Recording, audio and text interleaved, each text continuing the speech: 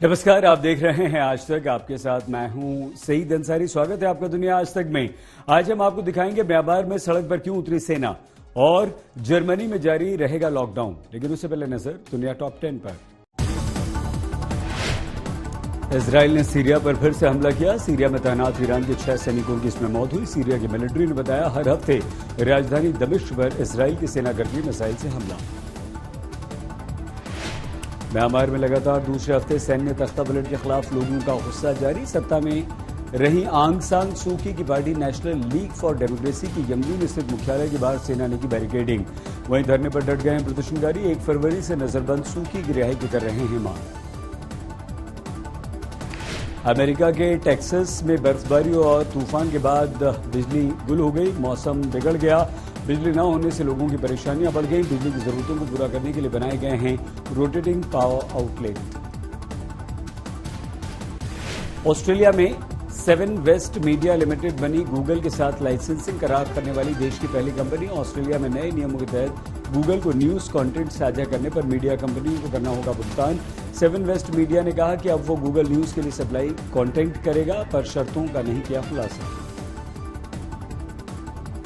दुनिया में लगातार बढ़ रहा है कोरोना का ग्राफ। अब तक का संक्रमितों की संख्या 10 करोड़ 94 लाख के पार। 24 लाख 12 हजार से ज्यादा लोग अपनी जान गंवा चुके हैं।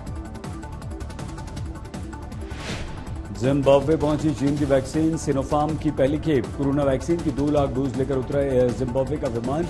इजिप्ट और इक्वेटोरियल गिनी के बाद जिम्बाब्वे चीन की वैक्सीन मंगाने वाला तीसरा अफ्रीकी देश बना। राष्ट्रपति एमरसन ने चीन से सिनोफार्म की 6 लाख वैक्सीन का किया करार।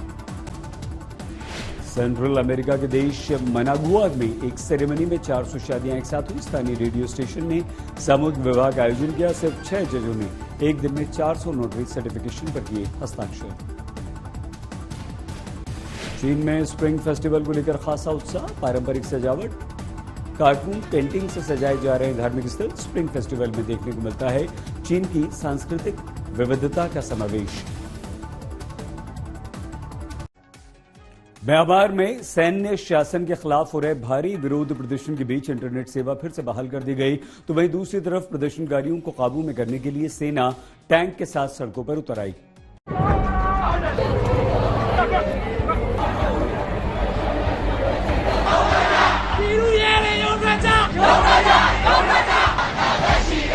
म्यांमार में सेना और लोकतंत्र को फिर से बहाल करने की मांग लेकर छिड़ी जंग अब आर पार की लड़ाई पर पहुंच चुकी है।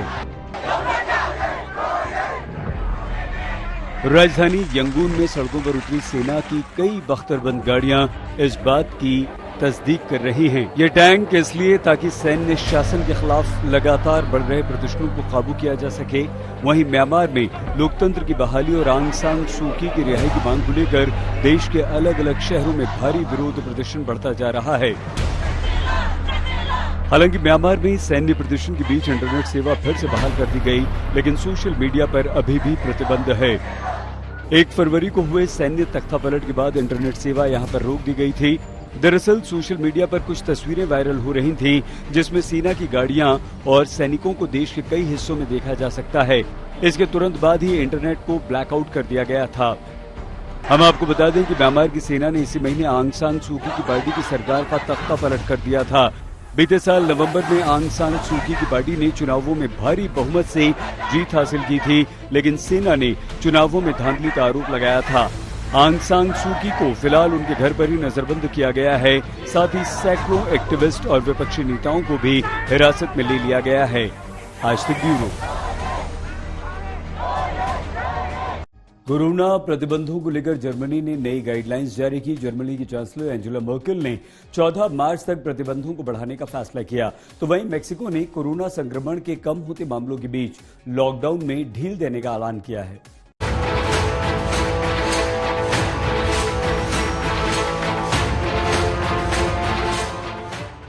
ये दुनिया के वो देश हैं जहां कोरोना प्रतिबंधों को लेकर नई गाइडलाइन जारी की गई है। एक तरफ जर्मनी में जारी मौजूदा प्रतिबंधों को और आगे बढ़ाने की योजना तैयार की गई है, तो वहीं दूसरी तरफ मेक्सिको में लॉकडाउन के नियमों में ढील का ऐलान किया गया है। जर्मनी में भले ही संक्रमण के नए मामलों में कमी आई है, लेकिन एहतियातन सरकार ने प्रतिबंधों को आगे बढ़ाने का फैसला किया है।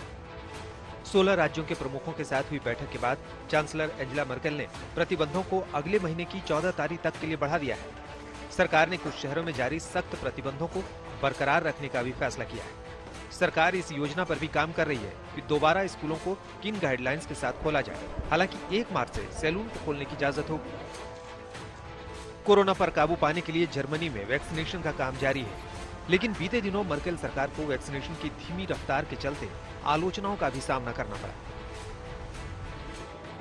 उधर उत्तर अमेरिकी देश मैक्सिको में कोरोना संक्रमण के कम होते मामलों के बीच सरकार ने लॉकडाउन में ढील देने का ऐलान किया है। अगले हफ्ते से जिम, स्विमिंग पूल और चर्च खोलने की भी इजाजत दी गई है। साथ ही रेस्तरां को रात 10 बजे तक खोलने की छूट मिल गई है। आज तक यूरोपीय देश ग्रीस के अलग अलग शहरों में जमकर बर्फबारी हो रही है। घरों से लेकर सड़कों तक हर कुछ बर्फ की सफेद चादर में ढका हुआ है और इस बर्फबारी का कहीं लोग लुत्फ उठा रहे हैं तो कहीं ये लोगों के लिए मुसीबत बनकर सामने आई है।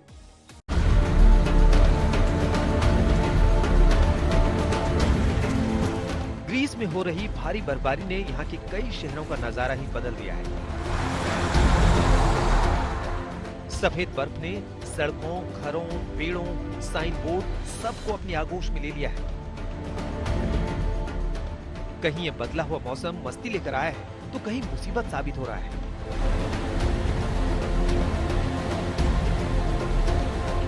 यही वजह है कि लोग इस मौसम में अपने घरों से बाहर निकलने से कतरा रहे हैं। हालांकि कुछ लोग ऐसे भी हैं जो इस मौसम में बर्फबारी का लुत्फ उठाने से खुद को रोक नहीं पा रहे।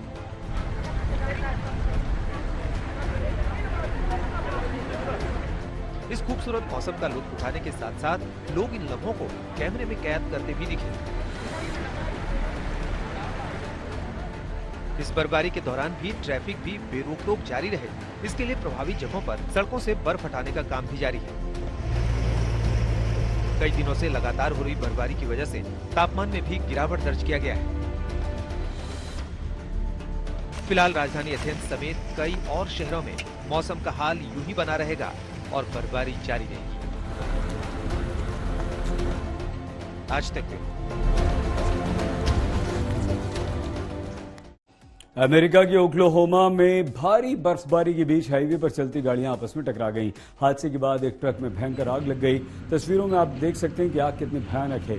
आसपास के इलाकों में धुआं ही धुआं हो गया। लगातार हो रही बर्फबारी के कारण इलाकों में हादसों में भी बढ़ोतरी हुई है। मौसम विभाग ने अलर्ट जारी करते हुए कहा है कि सेंट्रल ओक्लाहोमा में 8 से 12 इंच बर्फबारी अभी भी हो सकती है। जर्मनी के कोलोन शहर में होने वाले ऐतिहासिक कार्निवाल का भले ही कोरोना संक्रमण के चलते कोई खास असर न रहा और इसे रद्द कर दिया गया, लेकिन यहां के एक परिवार ने कार्निवाल की रौनक फीकी नहीं होने दी। उन्होंने घर में ही छोटे छोटे खिलौनों के जरिए ऐतिहासिक रोज मंडे परेड निकाली। इस परेड में वो तमाम झांकियां खिलौनों के रूप में दिखाई गईं जो हर साल होने वाले कार्निवाल में देखने को मिलती थी। इसमें रंग बिरंगी पोशाक में सजे कलाकार नजर आए तो परेड को सुरक्षित रखने के लिए पुलिसकर्मी और सुरक्षाकर्मी की गाड़ियां भी मौजूद थीं। इस अनोखी परेड के जरिए इस परिवार ने लॉकडाउन के दौरान कार्निवाल का जमकर लुत्फ उठाया। अब मीडिया में इसकी जमकर चर्चा हो रही है।